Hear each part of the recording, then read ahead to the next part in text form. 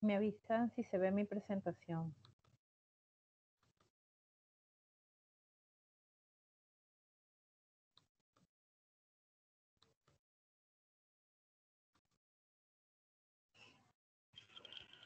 Sí, doctora. Bueno, vamos a empezar con estas clases que son cortas acerca de cómo inferir síndromes y diagnósticos. Ustedes están llevando semiología y en semiología lo que hacemos es tratar de inferir síndromes en base a signos y síntomas que ustedes recojan de la confección de su historia clínica, y en la historia clínica van a haber dos partes fundamentales, la anamnesis y el examen físico.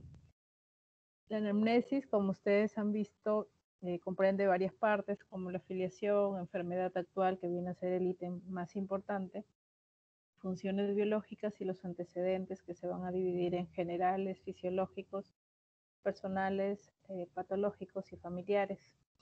De todo ello se van a recoger todo lo que son síntomas y algunas descripciones de los signos, y en el examen físico con el paciente deben de confirmar la presencia o no de esos signos y a partir de ello establecer sus síndromes. Entonces, tienen que saber que muchas veces un paciente puede tener varios síndromes. Entonces, ante ustedes surge la duda de cuál síndrome deben de colocar, pero tienen que colocar aquel que sea capaz de contener la mayor cantidad de síntomas y signos del paciente. Por ejemplo, vamos a tener un paciente que tiene un síndrome de hipertensión arterial y además un síndrome anémico, pero además está con retención nitrogenada, náuseas, vómitos hace aproximadamente 2 semanas. Y este paciente tiene un problema ya de insuficiencia renal. Entonces, si el síndrome de insuficiencia renal contiene el síndrome de hipertensión arterial y el síndrome anémico, se plantearía este último, porque es aquel que es capaz de englobar todas las molestias del paciente. Siempre que planteen los síndromes deben de ir de aquel que tenga mayor importancia al que tenga menor importancia. Los principales síndromes, van a haber muchísimos, pero los principales que vamos a tener de acuerdo al lugar o sistema que el paciente presente las molestias, vamos a tener, por ejemplo, en el sistema respiratorio, los síndromes bronquiales, parenquimales, los síndromes de insuficiencia respiratoria o síndromes pleurales. A nivel cardiovascular, vamos a tener los síndromes de insuficiencia cardíaco-coronaria, de hipertensión arterial, el síndrome de shock, insuficiencia arterial o venosa, valvular, el síndrome pericárdico. A nivel osteomiorticular, como hemos visto, va a haber el síndrome doloroso articular o el síndrome inflamatorio articular, el síndrome doloroso cervical o el síndrome de cervicalgia, el síndrome de dorsalgia o de sacrolumbalgia. A nivel digestivo también vamos a tener el síndrome doloroso abdominal, el síndrome diarreico, de hemorragia digestiva, acítico, ictérico, de hipertensión portal o de mala absorción intestinal. Y así en cada sistema vamos a encontrar síndromes, dentro de otros que pueden estar en varios de los procesos que presenten los pacientes. Vamos a tener los seminarios que ustedes van a realizar, como el síndrome febril, el síndrome edematoso y el síndrome doloroso en general. Ahora, cuando ustedes planteen sus diagnósticos diferenciales, estos deben de estar dentro del síndrome que planteen originalmente, es decir, no deben ser otra cosa que subsíndromes.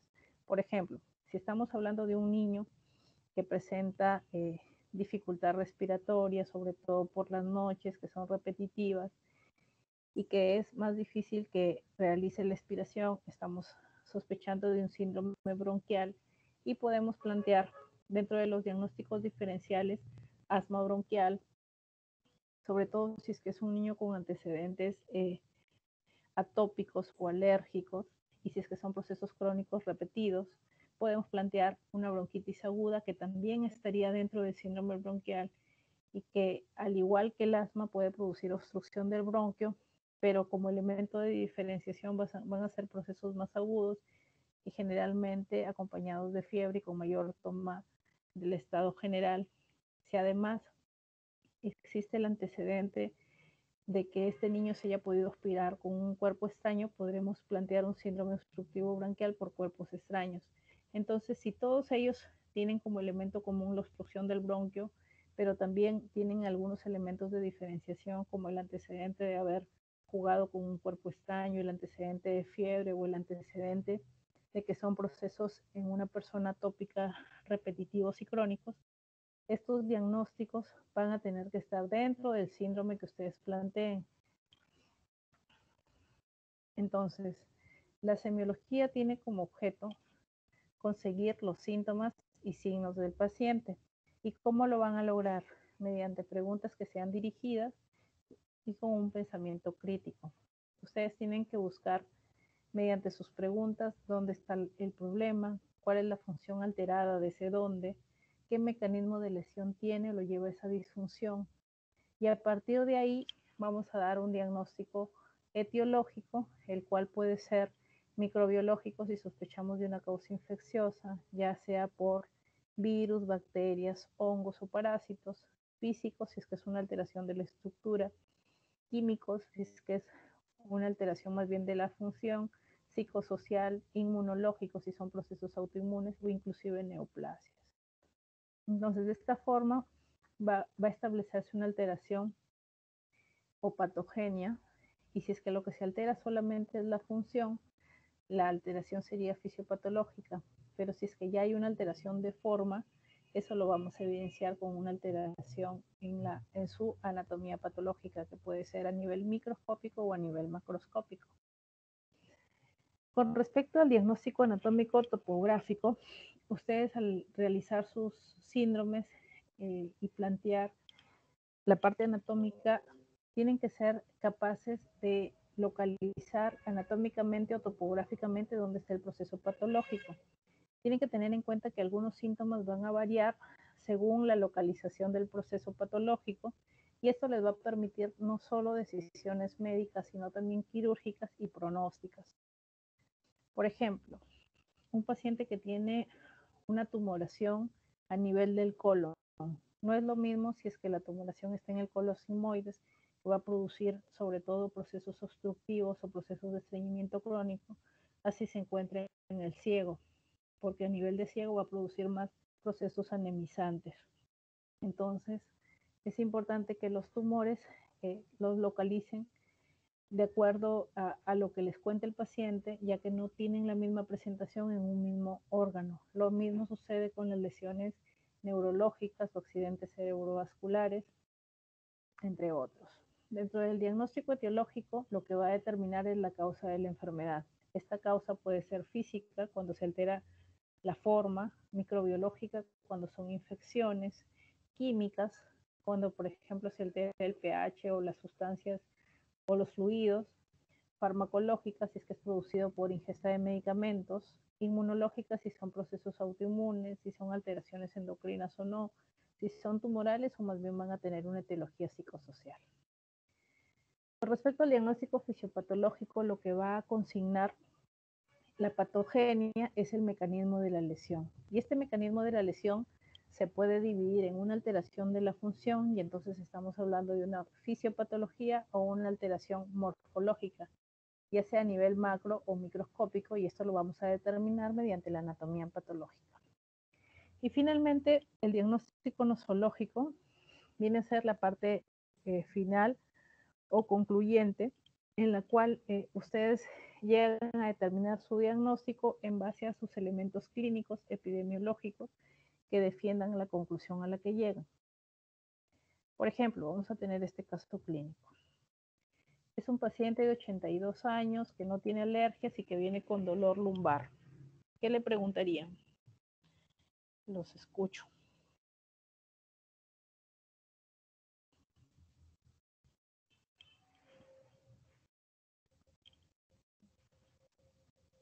Es un paciente de 82 años que no tiene alergias y viene por un dolor lumbar. ¿Qué le preguntarían? Doctora, ¿desde cuándo empezó el dolor? Ya, ¿qué más? ¿En qué región exactamente? ¿En qué parte de la región lumbar? Si es irradiado, localizado. Ya, ¿qué más? Se podría decir también cómo empezó el dolor, si es que viene acompañado de otras molestias o malestares. Bueno, Entonces, el paciente refiere que la aparición ha sido insidiosa desde hace más o menos 6 meses a 1 año. La localización exacta es lumbosacra. La intensidad es de 6 a 10. La característica es como un dolor constrictivo. Sí tiene irradiación a miembro inferior derecho. Alivia el reposo y agrava la marcha. La frecuencia es diaria. Como ya lo señalé, la duración es de 6 meses a 1 año. Y dentro de sus síntomas asociados es que claudica la marcha. Camina más o menos 2 cuadras, aparece más el dolor y ya no puede caminar. Deben de tener en cuenta, siempre en dolor lumbar, tener en cuenta los signos de alarma. Dentro de los signos de alarma vamos a tener que si hay o no trastornos de esfínteres, si la movilidad está muy disminuida, si ha tenido pérdida de peso, si utiliza esteroides. Si es que hay antecedentes de neoplasias, este paciente no los tiene. Si es que hay afección de otras articulaciones, tampoco los tiene. No hay rigidez matutina, sobre todo el dolor es mecánico. No hay presencia de soplo abdominal, no hay antecedentes de drogadicción o VIH, ni de traumas violentos, ni de fiebre. Entonces, en examen físico, ¿qué examinarían? ¿Dónde enfocarían su examen físico?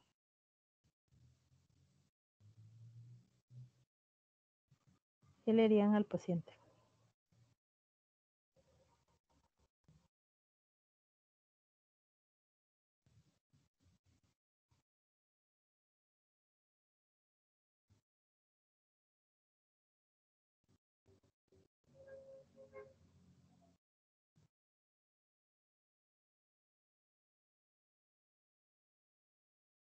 ¿Mm? Los escucho.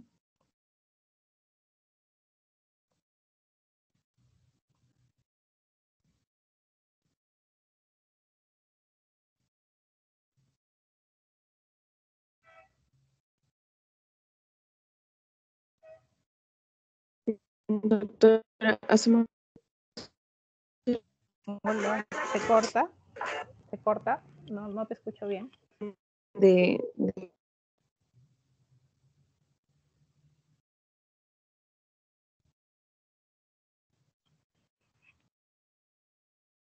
¿Qué examinarían en ese paciente?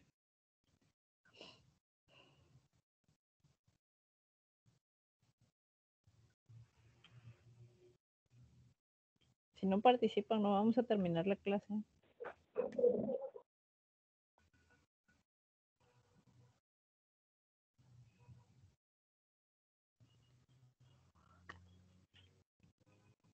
Doctora, Hola, ¿sí?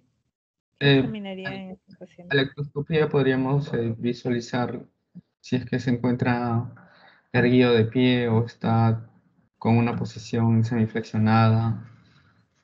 Si tiene posición antálgica, ¿cierto? Ujú. Ya, está muy bien. ¿Qué más? ¿Qué más examinarían? Eh,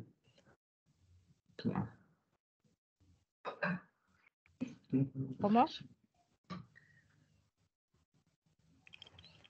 Los escucho muy mal.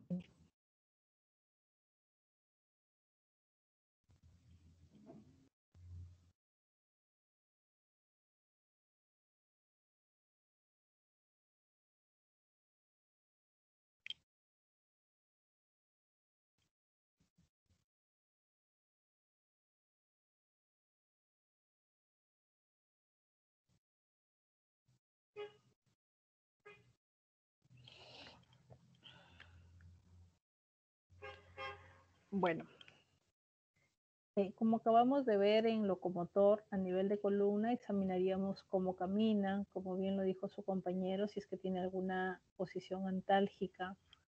Evaluaríamos la movilidad de la columna y para eso le pedimos que flexione, que extienda, que se lateralice, que intente rotar. Evaluaríamos también la palpación, y a la palpación deberíamos tocar sus apófisis espinosas y también la zona paravertebral. Podríamos evaluar también su fuerza muscular, tanto proximal como distal, ya que él está refiriendo que hay presencia de claudicación a la marcha. Es importante también que evalúen las maniobras de la silla y Uragar, sobre todo si es que refiere que hay irradiación a un miembro inferior. Entonces, si tenemos que plantear un síndrome Plantearíamos un síndrome doloroso lumbar, donde el diagnóstico topográfico está a nivel de columna lumbar. El diagnóstico etiológico puede ser físico por una alteración en la forma. Como diagnóstico nosológico podríamos plantear una espondiloartrosis con asociación con una radiculopatía. Y esto se va a pronunciar nuestra sospecha diagnóstica si además el paciente tiene pérdida de fuerza distal, si además el dolor se irradia y si hay alteraciones en la marcha, ya sea de puntas o talones, y si encontramos un LACI y Bragar positivos. Dentro de los diagnósticos diferenciales podríamos plantear cualquier otra enfermedad que produzca dolor lumbar con esas características, como por ejemplo las hernias del núcleo pulposo, que además también pueden tener radiculopatías. La espondilitis anquilosante se alejaría porque más es un dolor de tipo inflamatorio y se da más en pacientes jóvenes, no suele haber irradiación y hay gran limitación de rangos articulares en todos los ejes. Siempre que evalúen dolor lumbar es importante, al igual que todas las patologías locomotor, que distingan entre alteraciones mecánicas e inflamatorias. Recuerden que las alteraciones mecánicas son aquellas que producen dolor al movimiento y ceden al reposo. Y generalmente lo que traducen son alteraciones estructurales, como por ejemplo daño a nivel discal, que puede producir dolores irradiados si es que afectan las raíces nerviosas o no irradiados, alteraciones a nivel de facetas, estenosis del canal, escoliosis, espondilosis o espondilolistesis, o también las sobrecargas funcionales y posturales que produzcan sobre todo contracturas musculares. Y dentro de las lumbalgias inflamatorias hay que descartar, que son aquellas que se presentan cuando el paciente duerme o cuando esté en reposo. Hay que descartar las espondiloartropatías de causas infecciosas, tumorales. Las fracturas también producen dolores de tipo inflamatorio y otras enfermedades de causa endocrina o hematológica, como las que vemos en esta diapositiva. Después de que ustedes ya planteen su síndrome, su diagnóstico nosológico, recién pueden hacer un trabajo con lo que serían las pruebas complementarias. Y dentro de pruebas complementarias, las pruebas de imágenes son fundamentales en lo que es locomotor. Podríamos pedir placas, radiografías, podríamos pedir tomografías o podríamos pedir resonancias. En el caso de las radiografías, como ya lo hemos señalado, sirven sobre todo para ver los elementos óseos, al igual que las tomografías. Y recuerden que en las radiografías siempre tienen que haber por lo menos dos vistas. Tienen que ser, pediríamos, lo más simple que tenemos es una radiografía lumbosacra, anteroposterior y lateral, pero también podríamos pedir tomografías lumbosacras, resonancias de columna. Si queremos evaluar con detalle la parte neurológica, pediríamos una electromiografía y velocidad de conducción de miembros inferiores, y después de estas pruebas recién podrían venir nuestro manejo tratamiento. En este caso serían antiinflamatorios y, si es que sospechamos de una alteración neurológica, también medicamentos antineurálgicos como la gabapentina. Entonces, vamos con el segundo caso clínico. Tiene que participar. Vamos a ver acá a una mujer de 35 años que tiene dolor y rigidez creciente en sus dedos y muñecas desde hace más de 3 meses. Antes de su último embarazo, refiere que este fue 3 años antes, había experimentado síntomas similares, pero con el tiempo desaparecieron.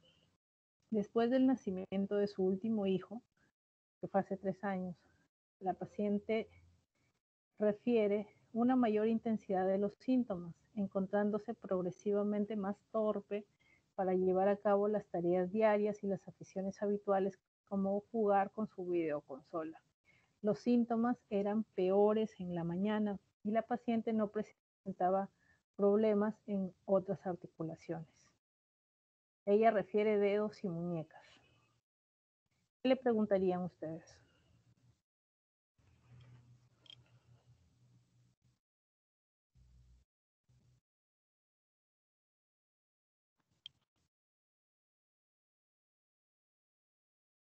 Doctora, Hola. podríamos preguntarle en qué articulaciones de los dedos exactamente. Claro, porque como hemos dicho hay varias articulaciones en la mano, ¿verdad? no es una. El dedo no es una articulación. ¿Ya? ¿Qué más? Si es que el dolor comenzó ya sea por algún golpe o por algún trauma o comenzó de manera espontánea. ¿Ya? ¿Qué más? También podríamos Sí. mencionar si es que va acompañado de algún otro tipo de molestia o malestar, o si viene acompañado de algún otro síntoma. Ok. Y Vamos en a la ver. escala, de EVA, del 0 al 10, del 1 al 10, es especificar qué grado de dolor tiene. Así es. Y si es simétrico o asimétrico, también es importante. Entonces, le preguntan más acerca de sus antecedentes. Tiene una mamá que su mami había tenido artritis reumatoide. Y cuando le exploran, encuentran que estaban inflamadas sus muñecas y sus metacarpofalángicas, específicamente la segunda y tercera de ambos lados. Estaban hinchadas, dolorosas, era bilateral, era simétrico, además la paciente estaba pálida. Recuerden siempre que cuando exploramos articulación vamos a evaluar inspección y la inspección debe ser activa y pasiva. Es decir, el paciente tiene que realizar movimientos con la articulación y debemos ver si es que puede realizar movimientos o no. Como ya hemos mencionado, la muñeca tiene movimientos de flexión, extensión, pronación, supinación y las metacarpofalángicas también. Esta paciente tenía movimientos anormales, o sea, disminuidos los rangos de movimiento a nivel de muñecas y metacarpofalángicas. El resto de la exploración física no tenía ninguna alteración. Con todo esto, usted debe ser capaz de mencionar un planteamiento sindrómico. Y en este caso sería un síndrome inflamatorio porque lo presenta en reposo poliarticular porque son más de 4 articulaciones, o 4 o más. En este caso ya dice 2 y 3 metacarpofalángicas bilaterales, ya serían 4 y las dos muñecas serían 6. Además, es crónico porque refiere que lo tiene casi desde hace 3 años. Con respecto al diagnóstico anatómico topográfico, estas serían las articulaciones radiocarpianas y las metacarpofalángicas bilaterales. El diagnóstico etiológico sería una enfermedad de causa autoinmune.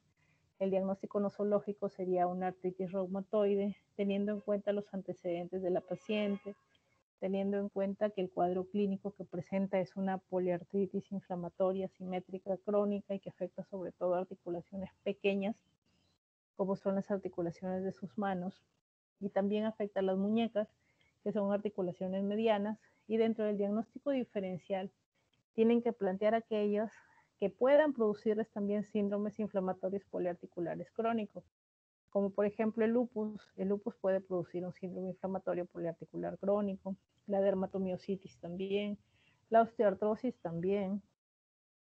El síndrome del túnel carpiano también puede producir un síndrome inflamatorio poliarticular. Bueno, más un síndrome doloroso poliarticular. Pero entre todos estos que hemos planteado, van a haber otros síntomas o signos que van a permitir diferenciarlos. Por ejemplo, en el caso del lupus, además de los dolores articulares, hay presencia de rash malar o aftos orales. En el caso de la dermatomiositis, además del compromiso articular, hay presencia de pápulas de Gottron, hay presencia de disminución de la fuerza proximal. En el caso de la IJ psoriásica, hay antecedente de psoriasis, puede haber pitting unguial, puede haber onicolisis. Y la otra es que la presentación de la artritis secundaria psoriasis generalmente es asimétrica y más oligoarticular en vez de poliarticular. Entonces, todo lo que ustedes presenten tiene que tener un sustento. Y ya cuando tengan recién esas sospechas diagnósticas y esos diagnósticos diferenciales dentro del gran síndrome que ustedes presenten, recién ustedes comenzarían a realizar su plan de trabajo. Y recuerden que el plan de trabajo tiene varios grupos. Un grupo son los exámenes de laboratorio, otro grupo son los estudios de imagen y el otro grupo serían los estudios anatomopatológicos. No todos se hacen, depende del paciente. Por ejemplo, en el caso anterior vimos que fundamental era una imagen. En este caso sí podemos pedir estudios de laboratorio, como por ejemplo estudios inmunológicos, y en este caso solicitar el factor reumatoide, los anticuerpos anticitrullinados, que son muy específicos para artritis reumatoide, pruebas de anticuerpos antinucleares. Y si queremos ver más un lupus, de repente una prueba de Smith, aunque va a depender mucho de dónde estén, porque muchas veces pueden estar en postas donde no realicen estudios inmunológicos y solamente tengan para estudios bioquímicos.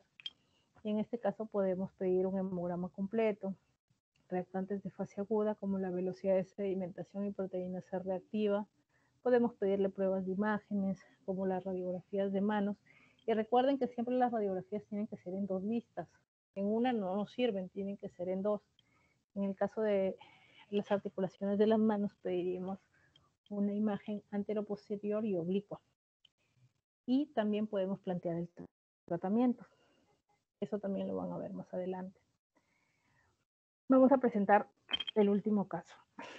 Entonces, esta es una mujer de 66 años obesa que consulta por dolor bilateral de rodillas de inicio gradual durante muchos meses, que viene limitando sus actividades físicas de forma progresiva. La semana pasada estuvo a punto de caerse mientras bajaba una escalera. No recuerda traumas previos en la rodilla, no presenta rigidez matutina o dolor en otras articulaciones. Ha iniciado tratamiento con analgésicos, solo toma paracetamol. La dosis es 500 miligramos una vez por la mañana, sin mejorar y no tiene antecedentes de úlcera ni de hemorragia digestiva. ¿Qué le preguntaría?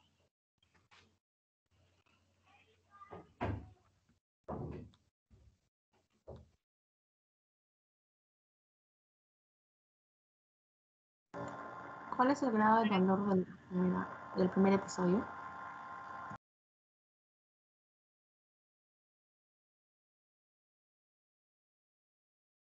¿Qué más? ¿Cuándo empezó a sentirlos?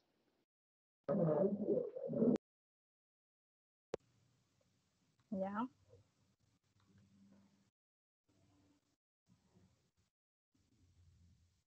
Bueno, ella refiere que son dolores crónicos. El grado de dolor ha ido en progreso, inició con 2, más o menos el tiempo es aproximadamente 1 año, inició con 2 y ahora ya duele 8, sobre 10, no calma con analgésicos, no irradia, está localizado. Examinarían obviamente la rodilla. ¿Y qué tienen que examinar? Tienen que examinar su marcha, tienen que examinar si está aumentado de volumen, tienen que examinar los rangos de movimiento. Y los rangos de movimiento de la rodilla son de flexión hasta 130 grados, extensión 0 grados, la rotación interna o externa. Harían las pruebas, los signos de témpano y oleada para ver presencia de sinovitis y también evaluarían si es que hay un trastorno de meniscos mediante las maniobras que ya van a revisar cuando vean locomotor a fondo.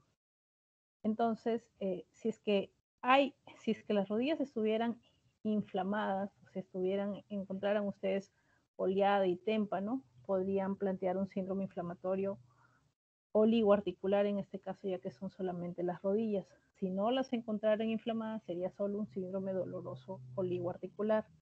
Con respecto al diagnóstico anatómico topográfico, sería la articulación de la rodilla bilateral. El diagnóstico etiológico sería más un problema físico o de forma de la articulación. El diagnóstico nosológico sería una gonartrosis y podrían diferenciarlo con una serie de trastornos de la rodilla, como por ejemplo las meniscopatías, la presencia de artritis por gota, la presencia de un quiste de Baker. Entonces tenemos una serie de diagnósticos diferenciales que pueden plantear, pero siempre basándose en el síndrome que ustedes presenten. Si es que es a nivel de la articulación, pueden colocar diagnósticos de degeneración de cartílago como la gonartrosis o la condromalacia, o desgarros meniscales o lesiones ligamentarias. La artritis reumatoide se aleja porque es más bien una enfermedad poliarticular, procesos de osteonecrosis, si es que hay antecedente de que consuma corticoides. Si es que es periarticular, pensaremos en bursitis o tendinitis o en el quiste de Baker. Y si son referidos, tenemos que pensar si es que hay o no dolores que provienen de la cadera o más bien de la zona lumbar, que en este caso está bien localizado a nivel de rodilla. Vamos a hacer un par más de ejercicios y quiero que participen. Ahora vamos a pasar a hacer un par más de casos. Estos son los síndromes que ya les he presentado. Y vamos a empezar. Vamos a empezar con este caso. Es una mujer de 85 años, independiente para actividades de la vida diaria. Ella refiere que mientras se duchaba, se cae aparatosamente y presenta una contusión en la región lumbar. Desde entonces, refiere que hay un dolor en región lumbar que se intensifica por las noches, es decir, es más de tipo inflamatorio. No la deja dormir y por eso es traída por su familiar. Cuando ustedes preguntan acerca de antecedentes, ella tiene una hipertensión controlada, no tiene alergias, vive con su hija y su yerno y su medicación habitual es captopril cada 12 horas porque es hipertensa. Cuando ustedes examinan, ya que viene con un síndrome doloroso lumbar agudo, examinan todo lo que tiene que ver con la actitud del paciente, como ya lo comentó uno de sus compañeros, si es que tiene uno una actitud antálgica, que es la actitud que uno adopta para calmar el dolor, y evaluamos columna vertebral. A la inspección tenemos que evaluar sus rangos de movimiento, tenemos que evaluarlo tanto de forma activa como pasiva, tenemos que palpar las apófisis espinosas y también la zona paravertebral, evaluar la movilidad del paciente y su fuerza muscular. Tienen que ser capaces de colocar qué síndrome presenta esta paciente y mencionar los diagnósticos a nivel anatómico, fisiológico, etiológico y nosográfico. Y finalmente los estudios que se harían serían estudios de imágenes. Como ya lo hemos mencionado, sería un síndrome doloroso lumbar. Anatómicamente la patología estaría a nivel lumbar. ¿Por qué se produce? Se produce más bien por un evento traumático. Esto sería dentro de la etiología y el diagnóstico nosográfico sería una probable fractura vertebral y dentro de los estudios estarían las pruebas de imagen. Vamos a ver este caso de acá. Ya. Este es un paciente de 64 años que viene con sus familiares al cuerpo de guardia con un cuadro clínico agudo de 14 horas de evolución que se caracteriza por un dolor intenso suprapúbico con deseos imperiosos de orinar pero sin poder hacerlo. Cuando ustedes lo interrogan y ven el examen físico del paciente, lo observan inquieto y desesperado. Así lo ven, esa es la imagen del paciente. ¿Qué le preguntarían ustedes?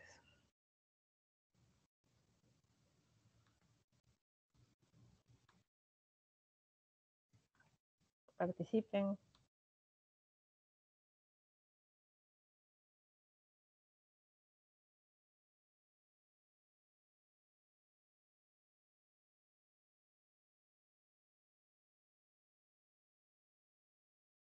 Doctora, ¿podríamos enfocarlo al segmento renal y preguntarle si tiene alguna alteración en su orina? Él refiere que no puede orinar. Dice acá, dice, tiene un dolor intenso suprapúbico y tiene deseos imperiosos de orinar, pero no lo puede hacer. No puede orinar. ¿Qué más le preguntaría? Sí presento fiebre. Ya. No, refiere que no presentó fiebre. ¿Qué más? El tiempo, ¿hace cuánto tiempo sucedió que no puede orinar y estos dolores? El tiempo, él dice que ha sido hace 14 horas de evolución.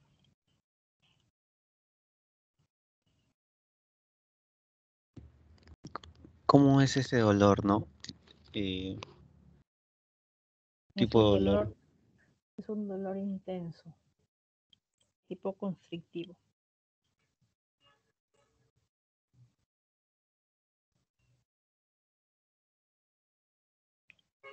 Si tiene algún antecedente de...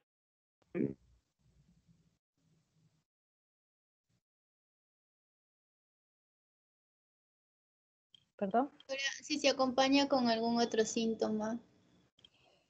Ya. ¿Qué más? Vamos a a ver qué responde el paciente, ¿ya? El paciente refiere que sufre de hipertensión arterial y está medicado desde hace 8 años con 5 miligramos de enalapril diario. No tiene enfermedades respiratorias, neurológicas, digestivas, arritmias, cardíacas, no es alérgico a medicamentos, no ingiere alcohol ni tabaco. Y al indagar acerca de enfermedades urinarias, él comenta que evidencia que desde hace aproximadamente un año siente demora al inicio de la micción, que el chorro perdió fuerza y distancia con aumento del número de micciones por día, a veces con necesidad abrupta de tener que orinar y sensación de pesadez a nivel del periné.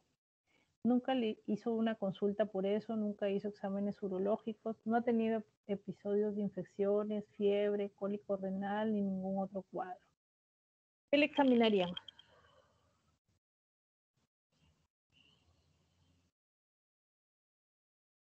¿A qué nivel está el dolor exactamente, no? Está en hipogastrio. ¿Un examen de próstata? ¿Cómo hacen un examen de próstata? Tacto rectal. Parece que Tacto es rectal. Bueno, vamos a Pero ver. también tendría que ser una evaluación, del área lumbar, ¿no? Quizás para descartar una piel o quizás Claro, una maniobra de puño percusión, dice su compañero, ¿cierto? y puntos Ya, dolorosos laterales. Todo eso. claro, puntos dolorosos. Bueno, observamos al paciente y resulta que el paciente está sudando, tiene una piel diaforética por el dolor. El examen abdominal, examinan abdomen y revela que hay ruidos hidroaéreos presentes aumentados. Su vejiga está grande y se ve por una masa firme adyacente a la sínfisis pubiana que llega casi hasta la región umbilical.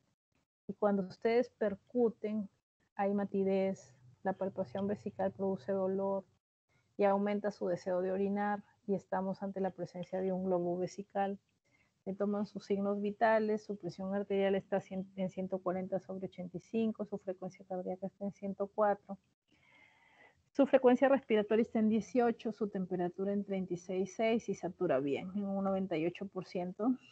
Y acá ven el globo vesical. Es su vejiga que no se puede evacuar.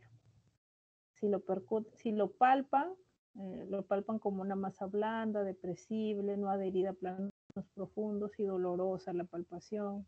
Y cuando lo palpan le dan más ganas de orinar. Y cuando lo percuten hay matidez. Y cuando lo ocultan los ruidos hidroaéreos están normales. Y entonces, con estos síntomas y signos, ¿qué síndrome plantearía usted y por qué?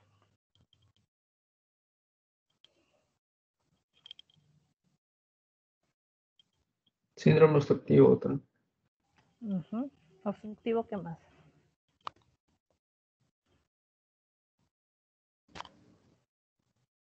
Síndrome doloroso también.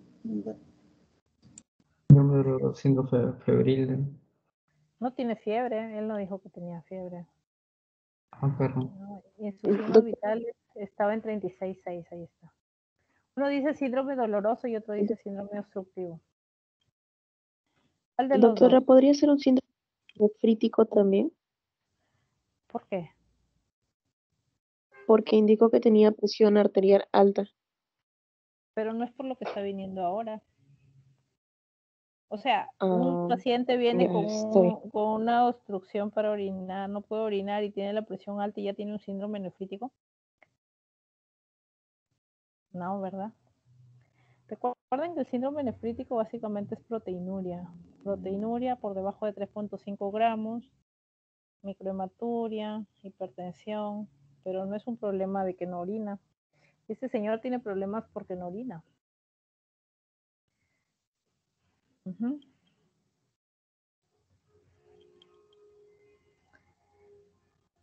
Bueno, yo también me quedaría con un síndrome obstructivo, pero siempre recuerden terminar. ¿Síndrome obstructivo qué? ¿Digestivo? No. Es un síndrome obstructivo urinario, ¿cierto? ¿Y el síndrome obstructivo urinario puede englobar al síndrome doloroso abdominal? ¿O el síndrome doloroso abdominal engloba el síndrome obstructivo urinario? ¿Cuál engloba cuál? El síndrome obstructivo engloba el síndrome doloroso. Claro, el síndrome Sí. obstructivo puede englobar el síndrome. Entonces, si tienen que plantear un solo síndrome, ¿cuál plantearían? Obstructivo. María. Claro, síndrome obstructivo urinario. ¿Por qué engloba el síndrome doloroso? Engloba que el paciente esté así, todo diaforético y que le haya subido un poquito la presión. Porque cualquiera, imagínense que no puede orinar casi un día completo, se va a sentir con dolor, ¿no? Bueno, ¿y qué diagnóstico nosológico y diferencial plantearían y por qué?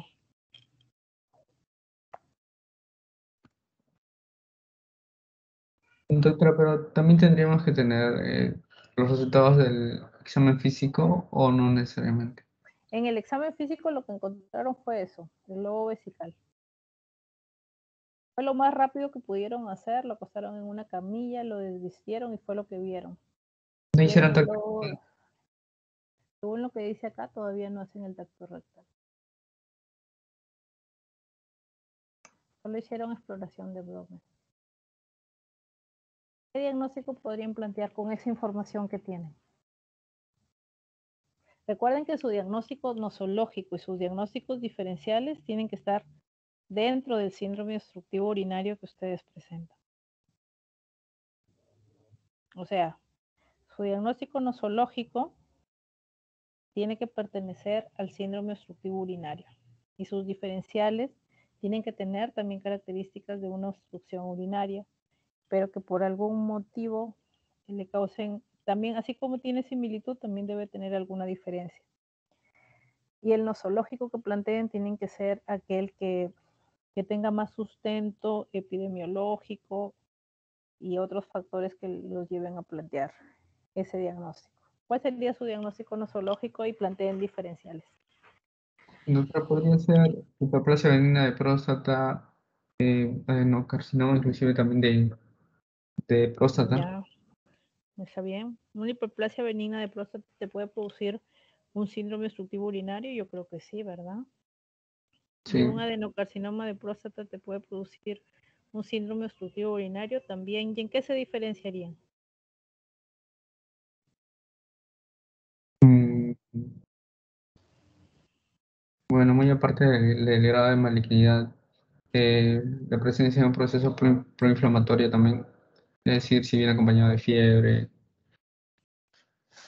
Ah, como otro diferencial, algún Exacto. proceso infeccioso. Claro, podría ser una prostatitis de repente, no sé, que haya crecido tanto. Podría ser. ¿Alguien más? En el caso del adenocarcinoma, puede haber pérdida de peso. Claro, más manifestaciones generales, ¿verdad?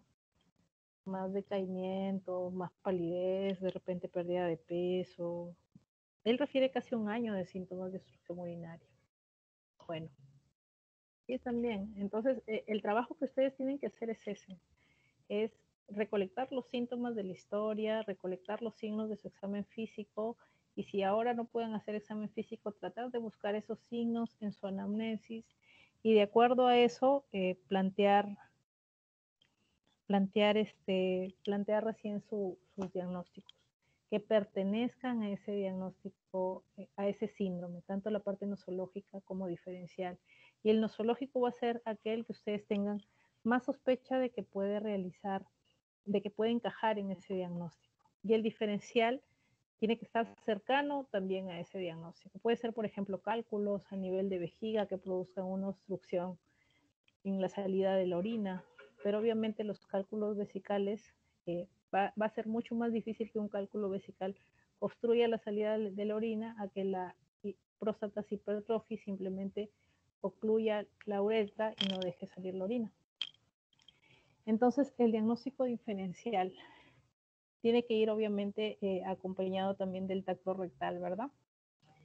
Acá plantean en este caso clínico que el diagnóstico diferencial se debe hacer siempre en pacientes que no pueden orinar, que tengan vejiga palpable y debemos de buscar, como bien lo decía su compañero, si es que hay una enfermedad renal intrínseca o una enfermedad prerrenal o una obstrucción vesical o una uropatía obstructiva supravesical. Después debemos de hacer el estudio de tacto vesical, el tacto rectal, perdón, en busca de alteraciones de la próstata.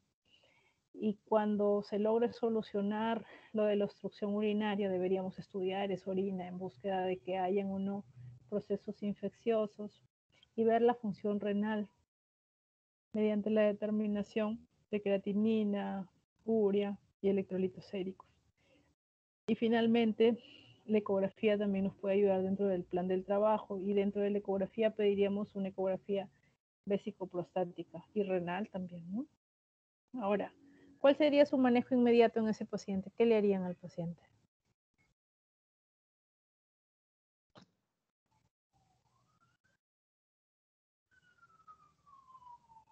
Doctora, sería una sonda Claro. vesical. Sí, claro. Lo primero es el cateterismo vesical, ¿verdad?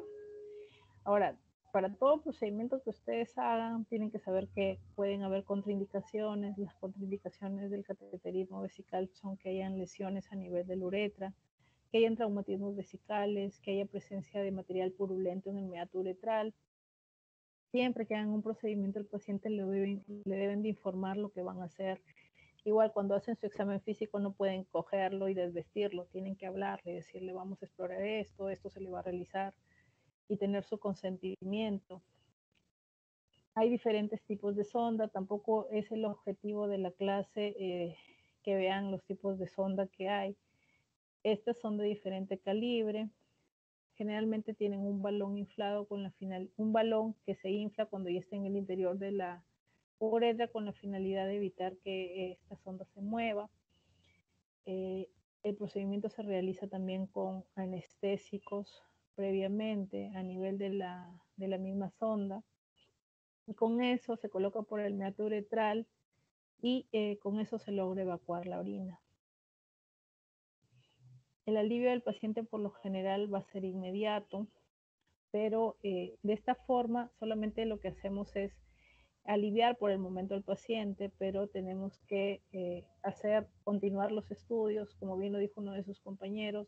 No solamente va a depender de evacuar la orina, sino también esta orina se debería estudiar en búsqueda de cualquier proceso infeccioso. Y los otros estudios que ya hemos visto, como son los estudios de creatinina y urea y también las ecografías, ¿verdad? Vesicoprostático. Entonces, este es el caso, estos son los casos clínicos que había preparado para estas exposiciones. Y realmente no es una clase como tal, ¿no? Sino es un resumen de cómo más o menos deberían estar haciendo sus prácticas enfocadas en síntomas, signos, al construir sus historias y que al final se llegue a un resumen sindrómico y que se llegue también a hacer el ejercicio de plantear diagnósticos nosológicos que van a ir dirigidos hacia la más probable causa o etiología que tenga su paciente y plantear diferenciales que sean subsíndromes del síndrome que presentan y que tengan elementos en común, pero también algunos elementos que permitan diferenciar lo que está presentando el paciente. ¿Tienen alguna pregunta? Doctora, una pregunta. En el último caso, el paciente tenía dolor, ¿no?, abdominal inferior en el hipogastro. Entonces, por ejemplo, yo quería preguntarle, en una ITU, por ejemplo, baja o alta, ¿dónde sería el dolor? O sea, ¿en qué parte? ¿En las fosas ilíacas o también sería en el hipogastro? En una ITU ¿Hay alta, generalmente es a nivel lumbar, pues. Y cuando uno hace maniobra puño-percusión es positiva. Y cuando haces puntos pielorrenolaterales también suelen ser positivas. Las ITUs bajas no suelen estar asociadas a procesos obstructivos. Las ITUs bajas más están, y tampoco a dolor abdominal como tal, más están asociadas a disuria, polaquiuria, tenesmo vesical, a molestias irritativas urinarias. En algunos casos podría ser en hipogastro, pero realmente las ITUs bajas se caracterizan porque dan más esa sensación de ardor al orinar, orinar a cada momento, orinar por poquitos, eso se conoce como polaquiuria, o tenesmo vesical, que es terminas de orinar y tienes ganas otra vez de volver a orinar. es diferente el cuadro como se presenta. Y las situs altas no te suelen dar esas molestias de irritación urinaria, pero sí hay dolor, ¿no? Puede haber dolor lumbar y es más sistémico, o sea, suele producir más fiebre, escalofríos, malestar general y dolor lumbar. Y como bien lo señaló uno de sus compañeros, al examen físico suele haber puño percusión y puntos pilorrenolaterales positivos. Ya, doctora, gracias.